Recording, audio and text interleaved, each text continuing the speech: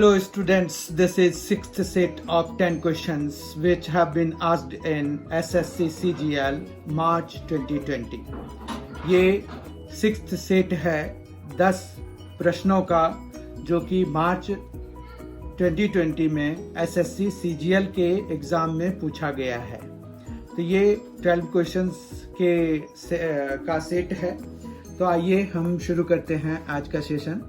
पहला क्वेश्चन है, यदि 7 sine square theta minus cos square theta plus 2 sine theta is equal to 2, 0 degree less than theta less than 90 degree, मतलब 0 और 90 degree के बीच में अगर इनकी वैल्यू है तो हमें इसको कैसे सॉल्व करना है।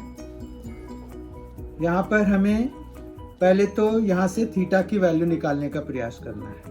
तो उसके लिए हम क्या करेंगे, 7 sine square theta minus cos square theta plus 2 sine theta is equal to 2 है। तो अब जो है हम सबको जैसे ये कॉस स्क्वायर है तो इसको हम साइन में चेंज कर लेते हैं। तो 1 minus sine square theta plus 2 sine theta फिर माइनस 2 इज इक्वल टू 0 लिख सकते हैं। फिर हमारे पास sine 7 sine square theta minus 1 plus sine square theta plus 2 sine theta minus 2 is equal to 0। इस तरह से हमारे पास ये 7 ये 1 तो 8 साइन स्क्वायर थीटा हो जाएगा। फिर यहाँ पर प्लस 2 साइन थीटा फिर यहाँ पर माइनस 3 इज इक्वल टू 0। तो ये जो है 8 sine square theta plus 6 sine theta minus 4 sine theta minus 3 is equal to 0। फिर हमारे पास यहाँ पर अगर पहले दो टर्म से 2 साइन थीटा कॉमन ले लें तो यहाँ पर क्या बचेगा, 4 sine theta plus 3 minus 1 common ले लें तो 4 sine theta plus 3 is equal to 0। इस तरह से हमारे पास 4 sine theta plus 3 into 2 sine theta minus 1 is equal to 0। फिर हमारे पास यहाँ पर 1 बाय 1 हम इनको 0 से इक्वेट कराएंगे तो हमें sine theta is equal to minus 3/4 या फिर 1/2 मिलेगा। दूसरे वाले से 1/2 मिल जाएगा, पहले वाले से माइनस 3/4। अब ये माइनस हो नहीं सकता क्योंकि हमारे पास थीटा की वैल्यू कहाँ है, 0 डिग्री से। थीटा की वैल्यू जो है 0 डिग्री से 90 डिग्री के बीच में है, यानी कि ये फर्स्ट क्वाड्रेंट में लाई कर रहा है। अब फर्स्ट क्वाड्रेंट में जो कोई भी वैल्यू होती है रेशियो की तो वो पॉजिटिव, तो इसीलिए ये वाली वैल्यू है। अब साइन थीटा हाफ है, यानी कि थीटा कितना है, थीटा 30 डिग्री के बराबर है। अब हम आएंगे कि सेक 2 थीटा मतलब sec 60 degree plus cot 60 degree by cosec 60 degree plus tan 60 degree, इन सब की वैल्यू हम डालेंगे। सेक 60 डिग्री जो है हमारे पास वो है, उसकी वैल्यू कितनी हो जाती है, तो 2, तो यहाँ 2 आ जाएगा। कॉट 60 डिग्री 1/√3 और कॉसेक 60 डिग्री जो है वो 2/√3। फिर हमारे पास टेन 60 डिग्री √3, ठीक है। इस तरह से हम अब एलसीएम ले लेंगे तो यहाँ पर आ जाएगा 2√3 प्लस 1/√3 अपॉन 2 प्लस 3/√3। तो √3 से √3 कैंसिल हो जाएगा। इस तरह से हमारे पास जो मिलेगा वो 2√3 प्लस 1/5, ठीक है। अब ऑप्शन वाइज अगर हम देखें तो ऑप्शन हमारा 2√3 प्लस 1/5 जो है वो हमारा कौन सा ऑप्शन है, 2√3 प्लस 1/5 या 1 प्लस 2√3/5। तो ऑप्शन थर्ड जो है हमारा करेक्ट है। आज का सेकेंड क्वेश्चन है, ए और बी एक साथ काम करते हुए यदि किसी कार्य को डी दिनों में पूरा कर सकते हैं, अकेले ए को उसी कार्य को पूरा करने में 8 प्लस d दिन और अकेले b को 18 प्लस d दिन लगते हैं। a 4 दिनों तक काम करता है। शेष कार्य पूरा करने में अकेले b द्वारा लगाया गया समय डैश है। आइए अब इसको सॉल्व करते हैं, देखते हैं कितना लगेगा। तो उसके लिए हमें कैसे कैसे प्रोसीड करना, ये भी यहाँ पर ये है कि हमारे पास ये देखिए a जो है अकेले 8 प्लस d डेज में काम कर रहा है।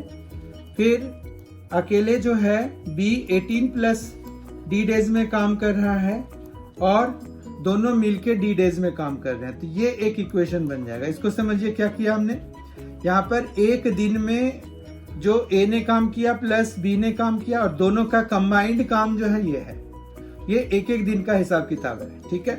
अब यहाँ से अगर आप देखेंगे तो हमारे पास क्या आ जाएगा, 18 plus D plus 8 plus D upon 8 plus D into 18 plus D, और ये इक्वल टू किसके है, 1/d के बराबर है, ठीक है। एलसीएम लिया है यहाँ पर, कुछ नहीं, कोई खास काम नहीं किया हमने। फिर यहाँ पर क्या आ जाएगा, 18 प्लस 8 26 प्लस 2d अपॉन यहाँ पर जो है 8 plus D into 18 plus D is equal to 1/d, ठीक है। अब ये क्रॉस मल्टीप्लाई करा करके हम इसको एक क्वाड्रेटिक इक्वेशन बनाने की कोशिश करते हैं। तो ये आ जाएगा 26 प्लस 2d, साथ में इंटू डी आ जाएगा। फिर यहाँ पर 8 plus D into 18 plus D, ठीक है। इतना समझ में आ गया। तो फिर हमारे पास यहाँ पर क्या आ जाएगा, 26d plus 2d square is equal to 18 8 144 plus 8d plus 18d plus d square, ठीक है। तो ये हो जाएगा 2d square minus d square, तो d स्क्वायर हो गया, ये और ये कैंसिल हो जाएगा, इज इक्वल टू 144। इस तरह से d की value plus minus 12, but days जो है वो नेगेटिव नहीं हो सकता है, तो days can not be negative, therefore d जो होगा वो हमारा कितना आ जाएगा, 12 डेज हो जाएगा, ठीक है। d की वैल्यू अभी आई है, पर हमें अभी और भी काम करना है। यहाँ पर ये है कि 4 दिनों तक जो पार्ट कर लिया a ने पूरा, तो 4/8 प्लस d काम 4 दिनों में वो पूरा कर लेगा। तो बचा कितना, ये रिमेनिंग काम आ रहा है, ये कितना निकाल रहे हैं हम, रिमेनिंग वर्क हमने निकालना है। तो ये निकल जाएगा 1 माइनस 4/8 प्लस 12, ठीक है। तो ये 1 माइनस ये 20 हो गया या 4/5 हो गया, ठीक है। ये आ जाता है 5, तो यहाँ पर 1 में माइनस कराएंगे तो 4/5 आ जाएगा। 4/5 अब बचा हुआ है जो कि अब अकेले b को करना है। तो b एक दिन में कितना कर रहा है, 1/18 प्लस d कर रहा है, मतलब 18 प्लस 12 कर रहा है। अब हम ये मान लेते हैं कि वो x डे में ये इतना काम कर लेगा। तो अब यहाँ से हम x की वैल्यू निकाल लेते हैं। x इज इक्वल टू क्या हो जाएगा, 4/5 इंटू ये कितना है, 30 है, तो ये आ गया हमारे पास 6, तो ये आ जाएगा 4 इंटू 6, जो कि हमें कितना आ जाएगा, 24। तो 24 डेज में ये जो b है वो उस बचे हुए काम को पूरा कर लेगा। अब ऑप्शन वाइज देखते हैं, तो 24 डेज अब हमारे पास कहाँ है, तो A ऑप्शन हमारा करेक्ट है। आज का क्वेश्चन 3rd है, व्यंजक 3 sec square theta into 10 square theta plus 10 power 6 theta minus sec power 6 theta का मान बताइए। अब इसमें हमें अगर मान बताना है तो 3 sec square theta into 10 square theta plus इसको हम 10 स्क्वायर थीटा का क्यूब और इसको 10 स्क्वायर थीटा का क्यूब और इसको सेक स्क्वायर थीटा का क्यूब लिख लेते हैं, ठीक है। तो यह आ जाएगा 3 sec square theta into 10 square theta plus tan square theta minus sec square theta, A cube minus B cube का फॉर्मूला लगाएंगे। फिर यहाँ पर ए स्क्वायर यानी कि tan power 4 theta, B square यानी कि sec पावर 4 थीटा, और साथ में plus tan square theta into sec square theta आएगा। ठीक है, फिर हमने यहाँ पर 3 sec square theta into tan square theta, ये जो है ना इसकी वैल्यू -1 हो जाती है, तो वो यहाँ पर इस प्लस को माइनस में हम लिख सकते हैं। अब फिर जो है इसको हम कोशिश करेंगे कि इसको फिर से हम tan square theta minus sec square theta का होल स्क्वायर लिख दें। उसके लिए हमें यहाँ पर tan square theta minus sec square theta, और फिर जो है ये जो हम लिखेंगे माइनस लिखेंगे, और फिर 2 tan स्क्वायर थीटा, और फिर यहाँ पर ये माइनस है तो यहाँ प्लस हो जाएगा ना, क्योंकि इसमें से -2 tan square theta sec square theta आएगा, तो +2 tan square theta sec square theta हमें लिखना पड़ेगा, ताकि जो एक्स्ट्रा चीज है वो कंपनसेट हो जाए। तो ये कुछ इस तरह का बनेगा। ठीक है, आपको समझ में आ गया होगा। तो अब जो है ये आ गया 3 sec square theta into tan square theta minus, ये फिर से हमारे पास क्या बन रहा है -1 का स्क्वायर, या फिर -1 का स्क्वायर 1 ही हो जाएगा, और ये +3 tan square theta into sec square theta हो जाएगा। ठीक है, तो ये आ गया हमारे। तो अगर इसका मतलब देखें तो ये क्या हो गया 3 sec square theta into tan square theta -1 हो जाएगा, ये 1 का स्क्वायर, और ये -3 tan square theta into sec square theta. अब ये कैंसिल हो जाएगा और हमें -1 हो जाएगा। ऑप्शन वाइज अगर हम देखें तो -1 फोर्थ ऑप्शन करेक्ट है इसके लिए। आज का फोर्थ क्वेश्चन है, किसी त्रिभुज PQR में एंगल Q 85 डिग्री है। यहाँ पर अगर हम देखें तो क्या दिया हुआ है, एक PQR एक ट्रायंगल है, उसमें से एंगल Q जो है वो 85 डिग्री है, एंगल Q जो है 85 डिग्री है, और एंगल R जो है वो 65 डिग्री है। फिर ये कह रहे हैं कि बिंदु S तथा T क्रमशः PQ पे और PR पे हैं, तो PQ और PR पे हैं, तो यहाँ पर PQ पे कौन सा है, S ले लेते हैं, और यहाँ पर T ले लेते हैं। ठीक है, ST ले लिया। अब ये STR जो एंगल है वो 95 डिग्री दिया हुआ है। ठीक है, तो QR और ST का रेशियो भी दिया हुआ है, वो है 9:5। अब अगर हम यहाँ पर ध्यान से देखें तो ये अगर 85 है, ये 95 है, तो यहाँ पर अगर लीनियर पेयर से देखें तो ये भी 85 हो जाएगा। ठीक है, और यहाँ पर अगर एंगल सम प्रॉपर्टी से देखें तो ये दोनों कितना बना रहा है 1, तो दोनों बना रहे हैं मिलके 150। तो इस तरह से ये एंगल हमारा 30 डिग्री हो गया। अब अगर 85 और 30 करें तो 115, तो ये एंगल कितना हो गया 65 हो गया, यानी कि ये वाला एंगल इस वाले के बराबर है। तो हमारे पास अगर देखें तो इन ट्रायंगल इतना करना नहीं है आपको, पर अभी यहाँ पर जैसे हम आखिर ये हो क्या रहा है, कैसे होगा, तो उसके लिए पता करने के लिए हम ऐसा कर रहे हैं। तो यहाँ पर ट्रायंगल PST एंड एंगल यहाँ पर PQR ले लेते हैं। तो यहाँ पर जो है हमारे पास क्या क्या चीजें हैं, तो एंगल P जो है एंगल P के बराबर है दोनों में, तो हम उसको कॉमन ले लेते हैं। फिर हमारे पास एंगल जो PQR है, पहले तो PST का करें तो PTS है, PTS जो है वो एंगल PQR के बराबर है, तो ये जो है दोनों 85 के बराबर है। तो इस तरह से देयरफॉर बाय AA सिमिलरिटी हमारा ये दोनों सिमिलर हो जाएगा। सिमिलरिटी ट्रायंगल PST जो है वो सिमिलर है PST, हमारा PRQ के सिमिलर है, PR क्यों के सिमिलर है। तो अब जो है हम फिर इसका रेशियो वाइज निकाल सकते हैं। तो हमारे पास रेशियो किसका किसका आएगा, हमें जो है किसकी वैल्यू निकालनी है। देखिए आप, हमें वैल्यू निकालनी है पीटी की। अब पीटी तो हमें इन्वॉल्व कराना ही है, तो पीटी हम इन्वॉल्व कराएंगे।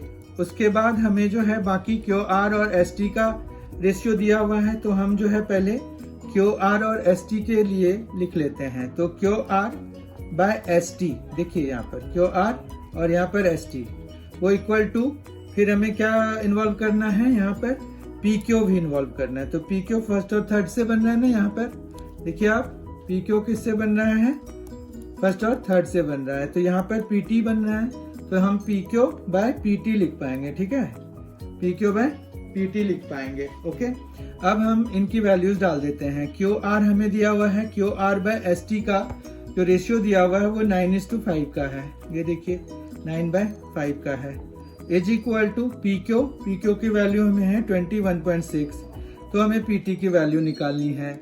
अब हम क्या करेंगे, यहाँ पर क्रॉस मल्टीप्लाई करा देंगे। तो P T is equal to क्या हो जाएगा, 21.6 इंटू 5/9। 9 से ये कैंसिल हो जाएगा, 9 से ये कितने में हो रहा है, 2.4 में। 2.4 इंटू 5 कितना हो जाएगा, 12, तो 12 सेंटीमीटर। अब अगर ऑप्शन वाइज देखें तो हमारे पास थर्ड ऑप्शन करेक्ट है। ठीक है, आज का 5th क्वेश्चन है, एक वृत्त की दो जीवाएं ए बी और सी डी को इस तरह बढ़ाया जाता है कि वृत्त के बाहर किसी बिंदु पी पर एक दूसरे को प्रतिच्छेद करती हैं। तो यहाँ पर एक फिगर बना लेते हैं, यहाँ पर एक वृत्त बना लेते हैं, उसमें दो जीवाएं डाल देते हैं। ठीक है, तो ये हो गया हमारे पास वृत्त। इसमें से दो जीवाएं इस तरह से जा रही हैं जो कि इधर कट कैंसिल कर रही हैं, अपने मतलब एक दूसरे को इंटरसेक्ट कर रही हैं। ये ए बी है, ये सी डी है और ये पी पॉइंट पे इंटरसेक्ट करती हैं। फिर उन्होंने दिया हुआ है कि ए बी जो है 7 सेंटीमीटर है, फिर बी पी जो है 4.2 सेंटीमीटर है और जो पी डी है वो 2.8 सेंटीमीटर है। हमें जो है सी डी निकालना है, सी डी की वैल्यू निकालनी है, तो हम उसको x सपोज कर लेते हैं। अब यहाँ पर देखिए, अगर हम ये यहाँ पर एक लाइन खींच दें और यहाँ पर एक लाइन खींच दें, ये वाला एंगल इस वाले एंगल के बराबर होता है। तो फिर से हमारा क्या हो जाएगा, ए सिमिलरिटी से ये ट्रायंगल सिमिलर हो जाएंगे। तो अब कैसे लिखेंगे हम इसकी सिमिलरिटी, वो देख लेते हैं। तो पी बी डी जो है, ट्रायंगल पी बी डी जो है वो सिमिलर टू हम ट्रायंगल लिख सकते हैं पी सी ए। ठीक है, पी सी ए के सिमिलर लिख सकते हैं। अब फिर क्या होगा, अब अगर हम देखें तो P B by P B जो है वो पी सी के बराबर होगा, मतलब पी सी के रेशियो में होगा। P B by P C is equal to, ये देखिए P B by P C is equal to, फिर यहाँ पर P D by P A हो जाएगा। पी डी फर्स्ट और थर्ड से हो रहा है, यहाँ पर पी ए या ए पी जो भी आपको लेना है, तो यहाँ पर पी ए हो जाएगा। ठीक है, ये पी ए लिख दिया। अब यहाँ पर क्या है, पी बी हमारे पास कितना है, पी बी है 4.2 सेंटीमीटर, पी सी है हमारे पास, दोनों का सम लेना पड़ेगा, तो 2.8 प्लस x हो जाएगा। फिर पी डी जो है हमारे पास, पी डी कितना है, वो है 2.8 और पी ए कितना है, 7 प्लस 4.2। ठीक है, इतना समझ में आ गया। तो ये आ जाएगा 4.2 by 2.8 plus x is equal to 2.8 by 11.2। अगर आप देखें तो 2.8 से 4 टाइम्स में ये 11.2 कट जाता है, कैंसिल हो जाता है। फिर जो है क्रॉस मल्टीप्लाई करा देंगे तो ये 16.8 हो जाएगा जब ये 4 इससे मल्टीप्लाई होगा, और ये है 2.8 प्लस x। यहाँ से हमें x की वैल्यू निकालनी है, तो x इज इक्वल टू कितना हो जाएगा, 14 सेंटीमीटर। हमें यही x की वैल्यू निकालनी थी, सी डी की वैल्यू निकालनी थी। ऑप्शन वाइज देखें अगर तो 14 सेंटीमीटर है सेकेंड ऑप्शन, तो इस वाले के लिए सेकेंड ऑप्शन करेक्ट हो गया। आज का क्वेश्चन 6 है, एक उत्पाद पर मूल्य का लेवल लगाया गया जिस पर अंकित मूल्य पर 20% की छूट देने की बात की गई। बिक्री के समय दुकानदार ने लेबल वाले मूल्य पर 10% की अतिरिक्त छूट दी। यदि किसी ग्राहक ने उत्पाद को 468 रुपए में खरीदा तो उत्पाद पर अंकित मूल्य क्या है। अब यहाँ पर देखिए, ये इसको बड़ा सिंपल अपने मेथड से मैं बनाता हूँ। जैसे अगर हम इसको मार्केट प्राइस, फिर उन्होंने कहा था कि भाई 20% का डिस्काउंट देंगे तो 0.8 हो जाएगा, फिर 0.8 से मल्टीप्लाई कराएंगे तो उतना उस ग्राहक को देना पड़ेगा। लेकिन फिर फर्दर इन्होंने क्या किया कि और 10% का डिस्काउंट दे दिया, मतलब 0.9 इंटू और हो जाएगा, तो ये इतना आ गया हमारे पास। अब ये है 468 के बराबर, ठीक है बात। तो हम जो है यहाँ से m की वैल्यू जब निकालना चाहेंगे तो 468 बाय 0.72 हो गया। 0.72 से 468 मतलब 46800 बाय 72 हो गया। तो जब हम इसको कैंसिल कराते हैं तो ये 650 में कैंसिल होता है। तो इस तरह से 650 हमारा सेकेंड ऑप्शन इस वाले क्वेश्चन का आंसर है। आज का 7वां क्वेश्चन है, स्थान ए से स्थान बी की दूरी 144 किलोमीटर है। तो पहले हम इसको एक बना लेते हैं। स्थान ए से स्थान बी की दूरी 144 किलोमीटर है, ए और यहाँ पर बी, ठीक है, ये देखिए। और फिर ये 144 किलोमीटर भी ले लेते हैं, ठीक है बात। यहाँ पर स्थान ए से स्थान बी की दूरी। फिर ये कह रहे हैं कि दो कारें एक साथ चलना प्रारंभ करती हैं, एक ए से और एक बी से, यदि वो दोनों सेम डायरेक्शन में जा रही हैं। तो अब यहाँ पर हम इसको सपोज कर लेते हैं कि ये x किलोमीटर पर आवर और ये y किलोमीटर पर आवर के स्पीड से चल रही हैं। तो हमारे पास इनका जो डिफरेंस है वही हमारा 144 किलोमीटर को फिल करने में लगेगा। अब ये कह रहे हैं कि वो अगर एक ही दिशा में चलती हैं तो 12 आवर्स में मिलती हैं। तो ये 144 हो गया। इस तरह से 12 into X minus Y is equal to 144 हो गया। इस तरह से x minus Y is equal to 144 by 12 यानी कि 12 हो जाएगा। तो हमारे पास एक इक्वेशन तो x minus Y is equal to 12 मिल गया। दूसरा इक्वेशन हमारे पास ऐसे मिलेगा कि जब वो दोनों एक दूसरे के आमने सामने चलेंगे तो हमारे पास यहाँ पर x प्लस वाई जो है वो कितने घंटे में मिल रहे हैं, 9/8। तो वो जो है 144 हो जाएगा। ये 9 से 16 टाइम्स में कैंसिल करा सकते हैं और 8 से जब मल्टीप्लाई कराएंगे तो x plus Y is equal to 128 हो जाएगा। ये इक्वेशन 2 हो गया। फिर दोनों को हम ऐड करा देते हैं तो यहाँ पर 2x इज इक्वल टू क्या हो जाएगा, 140 हो जाएगा। तो x इज इक्वल टू कितना आ जाएगा, 70 किलोमीटर आ जाएगा। तो x ही यहाँ पर ज़्यादा चाल वाली है। तो हमारे पास जब ऑप्शन वाइज देखेंगे तो हमारे पास फर्स्ट ऑप्शन करेक्ट है, क्योंकि यहाँ 70 किलोमीटर पर आवर हमारा स्पीड आया है जो तेज चलने वाली गाड़ी है, ठीक है। तो हमारा फर्स्ट ऑप्शन करेक्ट है। आज का 8th क्वेश्चन है, 200 से 800 के बीच ऐसी कितनी संख्याएं हैं जो ना तो 5 से और ना ही 7 से विभाज्य हैं। तो इसमें हमें थोड़ा अपोजिट चलना पड़ेगा। पहले तो 200 से 800 के बीच कितने ऐसे नंबर्स हैं वो हमें पता करना है। तो ये टोटल हमारे पास 601 नंबर्स हो जाएंगे, ठीक है बात। उसके बाद जो है हम अगर, क्योंकि 200 को भी काउंट करना है और 800 को भी काउंट करना है, ठीक है। अब अगर इसके बीच का हम नंबर देखें कि जो कि 5 से विभाज्य हैं, तो 5 से विभाज्य तो 120 है। 7 से विभाज्य हमारे पास जो हैं वो टोटल हैं 85, ठीक है। 7 से विभाज्य वाले हमारे पास हैं 85। इन दोनों का सम हो गया 205। पर इसमें उन दोनों से साइमल्टेनियसली विभाज्य होने वाले भी नंबर्स हैं जो कि 35 से डिविजिबल होंगे, वो सारे भी आएंगे इसमें। तो 35 से कितने नंबर्स हमारे पास डिविजिबल हैं, तो वो हैं 17, ठीक है। तो हमारे पास ये कितने आ गए, हमारे पास टोटल मिलाकर के ये जो है अगर वो देखें तो यहाँ पर आ जाएगा 8 और ये आ जाएगा 8, 188, ठीक है। तो 188 ऐसे नंबर हैं जो कि इससे मतलब या तो 5 से या 7 से डिविजिबल है। अब टोटल हमने यहाँ पर 601 है, उसमें हम अगर इनको निकाल दें तो जो भी नंबर आएगा वही हमारा आंसर आ जाएगा। तो 1 में अगर हम माइनस कराएंगे तो ये हमारा 3 आ जाएगा, 11 माइनस 8 तो ये 3 आ जाएगा। फिर यहाँ पर 9 माइनस 1 तो ये आ गया, और फिर यहाँ पर 4 हो गया। ठीक है बात, तो 413 आ जाएगा आंसर।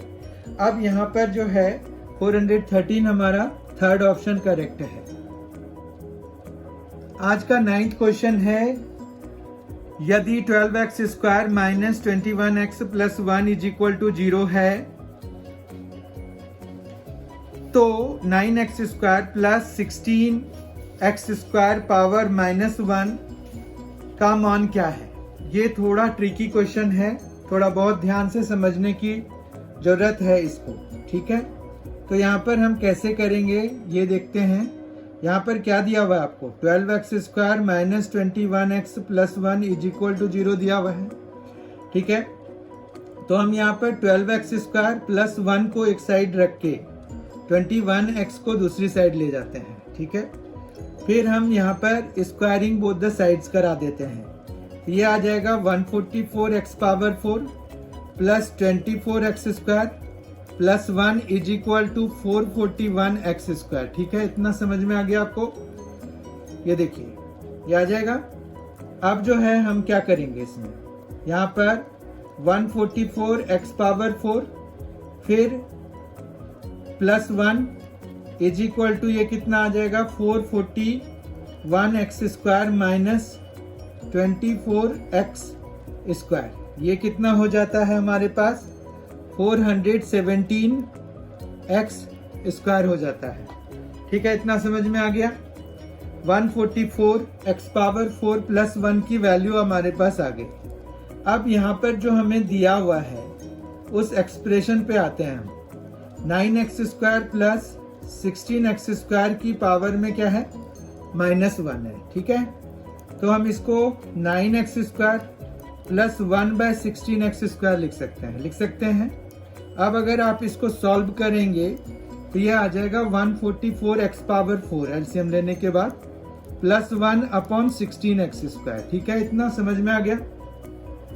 अब 144x पावर 4 प्लस 1 की वैल्यू हमने निकाला है 417x स्क्वायर के बराबर। तो 417x square by 16x square, x square से x स्क्वायर कैंसिल, 417/16। तो अब ऑप्शन वाइज अगर हम देखें तो फोर्थ ऑप्शन हमारा करेक्ट है, जो कि 417/16 के बराबर है। आज का 10th और आखिरी क्वेश्चन है, यदि 7 cos square theta plus 3 sin square theta is equal to 6, फिर से थीटा हमें फर्स्ट क्वाड्रेंट में दिया हुआ है 0 और 90 डिग्री के बीच में। हमें cot square 2 theta plus sec square 2 theta upon tan square 2 theta minus sin square 2 theta का मान निकालना है। ठीक है, तो हमने जैसे पहले किया था वैसे ही करेंगे कि पहले हम थीटा की वैल्यू निकाल देते हैं। तो उसके लिए हमें यहाँ पर क्या करना पड़ेगा, ये 7 cos स्क्वायर थीटा है, तो 7 cos स्क्वायर थीटा को हम 3 cos square theta plus 4 cos square theta लिख देते हैं, और ये 3 cos square theta 3 sin square theta के साथ लगा देते हैं, जबकि 4 cos स्क्वायर थीटा को अलग से लिख देते हैं। आपको समझ में आ गया होगा कि ब्रेकअप कैसे किया हमने। यहाँ पर जब 3 कॉमन लेंगे तो ये cos square theta plus sin square theta हो जाएगा, जो कि 1 हो जाएगा, और ये plus cos square 4 cos square theta is equal to 6 है, तो ये 3 है क्योंकि इसकी वैल्यू 1 है। ठीक है ना, इसकी वैल्यू 1 है तो 3 हो गया, plus 4 cos square theta is equal to 6 हो गया, तो यहाँ पर 4 cos square theta is equal to 6 minus 3 या सिंपली 3 हो जाएगा। ठीक है, फिर हमारे पास यहाँ पर क्या है, यहाँ पर है कि अगर cos स्क्वायर थीटा की बात करें तो वो हो जाएगा 3/4, या फिर cos थीटा की बात करें तो वो हो जाएगा √3/2। समझ में आ रही बात। अब cos थीटा अगर √3/2 है तो थीटा की वैल्यू कितनी है, थीटा की वैल्यू है 30 डिग्री। अब हम आ जाते हैं जिसकी हमें वैल्यू निकालनी है, वो है कॉट स्क्वायर 2 थीटा। मतलब हमें कॉट स्क्वायर 60 डिग्री की वैल्यू निकालनी है। कॉट स्क्वायर 60 डिग्री लिख देते हैं, प्लस सेक स्क्वायर 2 थीटा है तो सेक स्क्वायर 60 डिग्री हो जाएगा। सेक स्क्वायर 60 डिग्री भी लिख देते हैं। फिर अपॉन में आ जाएगा हमारे पास tan square 2 theta. Tan square 60 degree हो जाएगा, इसके लिए टेन स्क्वायर 60 डिग्री भी लिख लेते हैं। माइनस साइन स्क्वायर 2 थीटा है जो कि साइन स्क्वायर 60 डिग्री के बराबर हो जाएगा। ठीक है, इतना समझ में आ गया।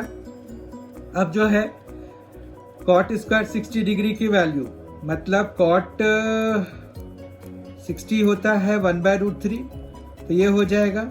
सेक 60 होता है 2 तो ये हो जाएगा। फिर हमारे पास टेन स्क्वायर 60 डिग्री तो √3 का स्क्वायर हो जाएगा, जबकि माइनस साइन स्क्वायर 60 डिग्री मतलब √3/2 का स्क्वायर हो जाएगा। इतना समझ में आ गया। अब जो है ये है 1/3 प्लस 4 अपॉन 3 माइनस 3/4 तो ये आ जाएगा आपका 13/3 अपॉन ये आ गया 12 माइनस 3/4। ठीक है, तो ये आ जाएगा आपका 13 इंटू 4, ये 4 ऊपर चला जाएगा, यहाँ आ जाएगा, ये 4 यहाँ आ जाएगा और फिर ये 3 इधर आके मल्टीप्लाई हो जाएगा तो ये 3 इंटू ये 12 माइनस 3 9 हो गया। ठीक है, इतना समझ में आ गया। अब ये आ जाएगा आपका 52/27। अगर ऑप्शन वाइज देखें 52/27 कौन सा ऑप्शन है तो वो है ऑप्शन 4। तो option 4 is correct for this. I hope you have understood all the concepts discussed here। आपको सारे जो क्वेश्चंस हमने डिस्कस करे उनके सॉल्यूशंस आपको समझ में आ गए होंगे। अगर फिर भी कोई प्रॉब्लम है तो आप इसको कमेंट में लिख सकते हैं कि आपको कौन से क्वेश्चन नंबर में प्रॉब्लम है, तो हम उसको फिर से डिस्कस कर सकते हैं। या कोई अगर स्पेसिफिक पॉइंट, स्पेसिफिक लाइन, तो आप वो बता सकते हैं कमेंट करके कि आपको यहाँ पर प्रॉब्लम आई है, इस चीज़ में कोई कंफ्यूजन हो गई है, तो हम उस कंफ्यूजन को दूर करने का प्रयास करेंगे। I hope you have enjoyed this. Thank you so much for being with us. Thanks a lot.